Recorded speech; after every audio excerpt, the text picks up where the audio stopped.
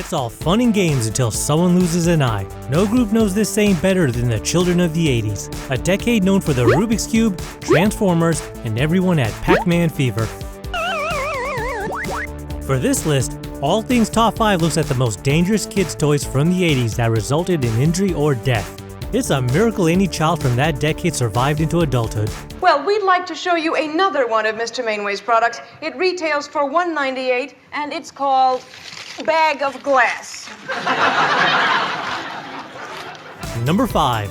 Clackers. Also known as knockers or click-clacks, this device is basically an aboriginal weapon converted into a child's toy.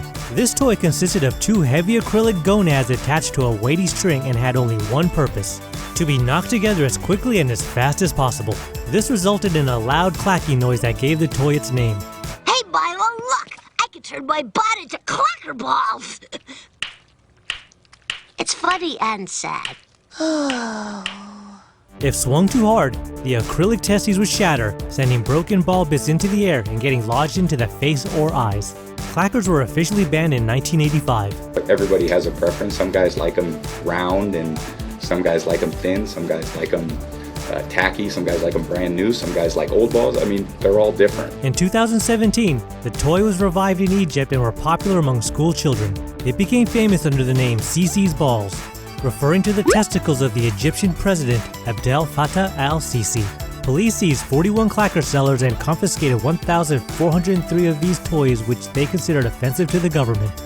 Yo, Drake, what up? I got something to say.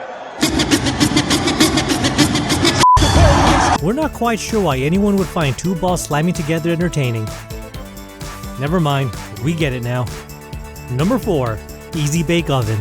Easy Bake Ovens have always been a popular toy, even earning a spot in the National Toy Hall of Fame. It's been around since the 1960s, but reached its height during the totally tubular 80s. This toy was basically a miniature appliance with a light bulb inside that gets up to 350 degrees Fahrenheit to serve up partially cooked batter. I used to love to play restaurant. Not as much as you love to play uncooked batter eater.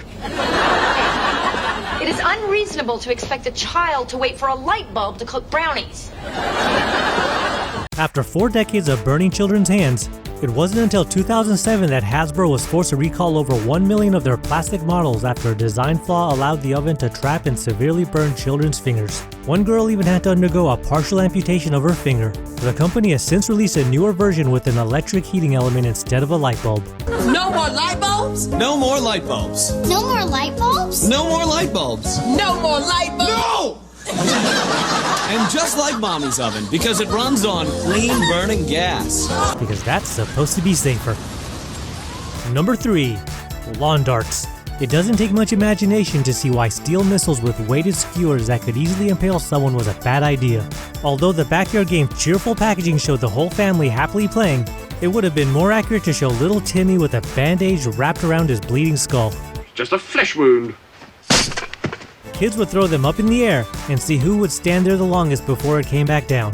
The kid who stood there the longest was considered the winner, depending on the outcome, of course. Turns out the force of a lawn dart has an estimated 23,000 pounds of pressure per inch, more than enough force to pierce a skull like a melon. These lawn weapons of mass destruction were responsible for sending over 6,000 kids to the hospital for injuries, 3 deaths, and one 11-year-old girl was put into a coma. The Consumer Product Safety Commission banned lawn darts for good in 1988 and urged consumers to destroy any remaining games. It is still completely legal to buy and sell replacement parts. Number 2. Slip-in slides. With over 9 million units sold, this product came to a screeching halt not from young children hurting themselves, but from teenagers and adults. Diving headfirst onto a thin piece of yellow plastic on a hard surface. What could go wrong? Slip-in slides were the official summertime toy of the 80s for those who couldn't afford a pool. Lois, can I go slip and slide in the yard? Has it been half an hour since you've eaten? Yes, almost. Okay, I just want to be sure you don't get a cramp. Yay! Poor people water fun! Injuries occurred because people heavier or taller than children might stop suddenly when diving onto the toy or fly off the plastic runway at warp speed. Warp 1, engage!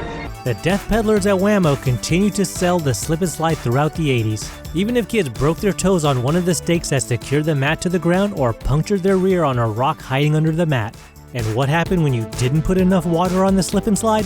The hot, dry plastic will rip your flesh off your bones like you just slid across a cheese grater. Oh! I'm no longer out!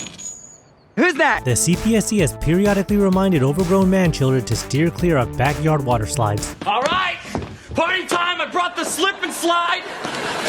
Let's move the couch. Okay, I'll get the hose. No, we don't need the hose, man. We'll just use beer. Kelso, are you nuts? You're right. We don't want to waste the beer. Go get the hose, man. Before we get to number 1, remember to subscribe to All Things Top 5 and ring the bell to be notified for our latest videos. Number 1. Intertek Water Guns. This is a brand of battery-powered motorized water guns by the now-defunct LJN company. Unlike the clear water guns of the day, Intertek water guns were manufactured from black plastic with a matte finish to resemble actual firearms. These guns were revolutionary at the time when most children were purchasing cheap plastic squirt guns that were hand-powered, had poor shooting range, and looked like toys. Intertek boasted realistic looks and water storage in the form of detachable magazines. Ah, man, I mean, most of these guns are discontinued anyway. Like this Uzi water pistol is from a Flash Battalion combat set. They got rid of it because it looked too real. Yo!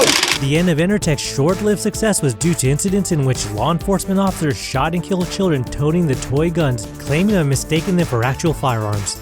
In addition, there were reported incidents of criminals utilizing these toy guns in robberies of retail establishments and even banks. Am I rocking or what?